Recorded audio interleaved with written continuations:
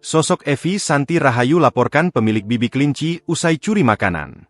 Nama Evi Santi Rahayu belakangan tengah disorot, usai dirinya dan sang suami Zendhi Kusuma viral di sosial media diduga membawa kabur 14 pesanan makanan dari sebuah restoran.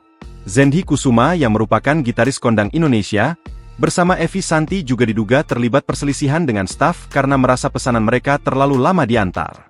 Disebutkan kejadian tersebut terjadi di restoran Bibi Kelinci, di Kemang, Mampang Perapatan, Jakarta Selatan, Jaksel, pada Jumat, 19 September 2025. Keduanya viral usai pemilik resto Bibi Kelinci, Nabilah O. Brien, lewat akun Instagramnya Nabo Brien mengungkapkan mengenai aksi diduga yang dilakukan Zendhi dan Evi Santi, di unggahannya, Sabtu, 20 September 2025. Evi Santi Rahayu merupakan seorang psikolog klinis.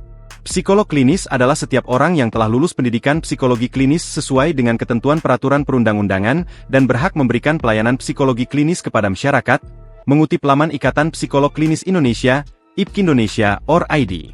Sementara psikologi klinis sendiri adalah bidang ilmu psikologi yang bertujuan memahami, mencegah dan mengurangi ketidakmampuan, gangguan dan ketidaknyamanan yang menimbulkan masalah psikologis dalam penyesuaian dan perkembangan pribadi manusia.